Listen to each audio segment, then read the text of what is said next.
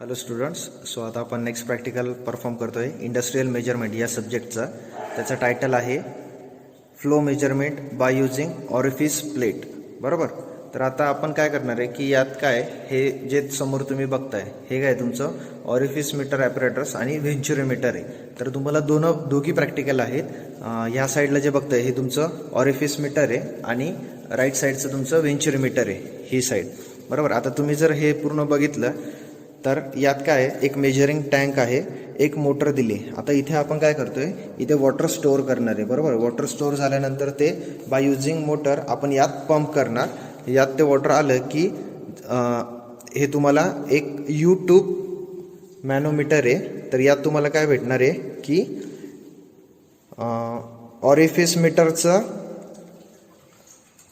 Inlet आहे orifice मीटरचा आणि हे जे आहे हे व्हेंचुरोमीटरचं इनलेट आहे. बरोबर. तुम्ही इथं बघू शकता, इकडे व्हेंचुरोमीटर आहे आणि इकडे ऑरिफिस मीटर आहे. बरोबर. सो आता काय होणार की आपण जेव्हा याच्यात पाणी पुट करणार, समजा आता जर आपल्याला ऑरिफिस मीटरलाच वर्किंग करायचं आहे तर आपण व्हेंचुरोमीटरचा हा जो नॉब आहे, इथे एक नॉब आहे आणि इथे एक नॉब आहे आणि इथे एक आहे आणि इथे एक आहे. सो हे ऑरिफिसचे आणि हे दोन आहे ते व्हेंचुरोमीटरचे. सो आता आपल्याला ऑरिफिस मीटर ऑन करायचं आहे तर आपण काय करणार, व्हेंचुरोमीटरचे नॉब ऑफ करणार आणि जेव्हा व्हेंचुरोमीटर ऑन करायचे तेव्हा ऑरिफिस मीटरचे नॉब ऑफ करणार. आता ही जी U-ट्यूब मॅनोमीटर मी जे बोललो तर तुम्ही इथं बघू शकता, हे बघा एक इथे आले आणि एक इथे आले आता रीडिंग. बरोबर. आता आपण याच्यात पाणी स्टोअर करतोय आत तशी. सो याचा उपयोग काय की तुम्हाला यावरून तुम्हाला फ्लो रेट समजतो. बरोबर. यावरून फ्लो रेट समजणार आणि काय होणार आहे तुमचं की फ्लो रेट म्हणजे काय, तर आता आपण तो कॅल्क्युलेट कसा करणार, H=P1 - P2. ही P1 आणि ही P2 या दोघांचा जो डिफरन्स येणार ती काय राहणार, तुमचा फ्लो रेट राहणार आहे. बरोबर. आता याच्यात आपण डिजिटल ॲपरेटर्स नाही यूज करत आहे म्हणून आपल्याला कॅल्क्युलेट करून आपण करणार. इफ सपोज जर आपण या डिजिटल ॲपरेटर्स यूज केलं असतं तर आपल्याला डायरेक्ट फ्लो रेट कुठेतरी एका LCD डिस्प्लेला मेजर झाला असता. ओके. सो आता आपण प्रॅक्टिकल स्टार्ट करू. सो आता आपण ओरिफिक मीटरसाठी प्रॅक्टिकल स्टार्ट करतोय. सो आपण ओरिफिक मीटरचे नॉब ऑन ठेवले आणि व्हेंचुरोमीटरचे नॉब हे ऑफ ठेवले. ही ऑफ पोझिशन आहे, जर आपण वर केला तर ही ऑन पोझिशन येईल. ओके. सो आता आपण स्विच ऑन करू. Switch on start. बरोबर. आता तुम्ही इथे बघू शकता आपण एक स्टॉपवॉच पण लावलेली आहे. तर आपण ते स्टॉपवॉच जेव्हा ऑफ करू, तुम्ही इथे बघू शकता ही मर्क्युरी लेवल आहे H2 आणि H1. बरोबर. सो आता आपण ती मेजर करून घेऊ. H1 आहे तुमचा 50 आणि H2 घ्या 170. ओके. 170च्या रेंजमध्ये आहे आणि हा 50च्या रेंजमध्ये आहे. ठीक आहे. आणि आता ऑक्झिलरी ट्यूबची हाईट बघू आपण, ती किती येते तुमची 170. ओके. ती येते तुमची 170. सो आणि तुमचा टाईम लागला आहे 34.27. ओके. मग आता आपण याचं काय करू, 35 घेऊन टाकू.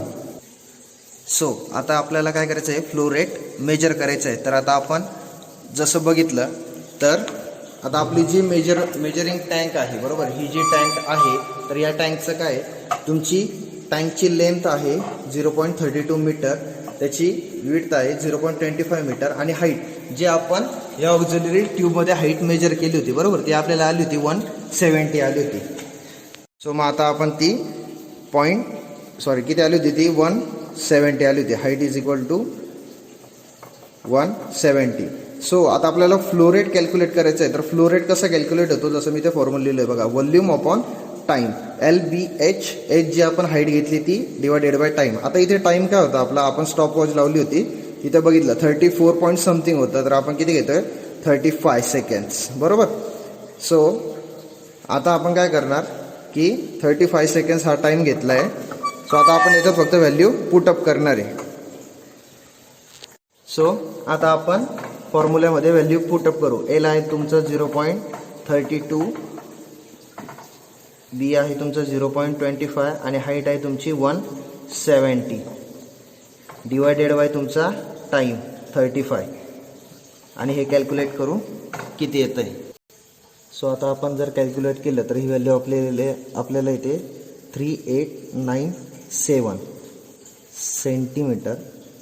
सो आपण याला कन्वर्ट करणार 38.97 मीटर. सो तुम्हाला जो फ्लो रेट भेटला तो काय आहे तुमचा 38.97 मीटर. ओके.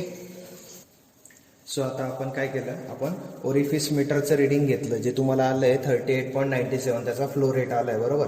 आता आपण काय करणार, व्हेंचुरोमीटर. मी तुम्हाला पहिले सांगितलेलं की ओरिफिस मीटर ऑन करताना तुम्हाला हे 2 कॉक ऑन करायचे. आता ओरिफिस मीटर ऑफ करायचं म्हणून दोन्ही कॉक आपण ऑफ केले आणि आता व्हेंचुरोमीटरचे कॉक आपण ऑन केले बरोबर. आता हे ऑन केल्यानंतर आपल्याला इथे एक रिडिंग भेटेल. आता मी सप्लाय ऑन करतो बरोबर. सप्लाय ऑन केल्यावर तुम्ही इथे बघू शकता व्हेंचुरोमीटरमधून तुमचा वॉटर फ्लो होत आहे बरोबर. आता तुम्ही इथे लक्ष द्या. आता इथे तुम्हाला H1 आणि H2 दिसत आहेत बरोबर. सो आता आपल्याला यांची एक रिडिंग घ्यायची. सो आता आपण इथे बघतोय की तुमचं प्रेशर वाढत चाललं आहे राईट. आणि आपण इथे स्टॉपवॉच पण लावलेला आहे.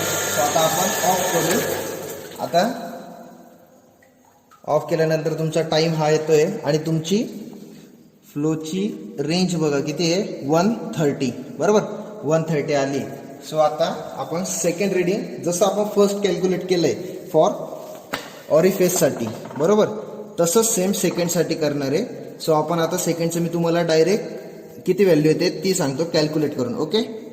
सो बाय कॅल्क्युलेशन आपल्याला काय व्हॅल्यू येते इथे 37.43 मीटर. सो आता आपल्याला फॉर ओरिफिस एक व्हॅल्यू भेटली 38.97 आणि फॉर व्हेंचुरोमीटरसाठी आपल्याला 37.43 म्हणजे ओरिफिससाठी. सो ओरिफिससाठी आपल्याला 38.97 फ्लो रेट आहे आणि व्हेंचुरोमीटरसाठी 37.43.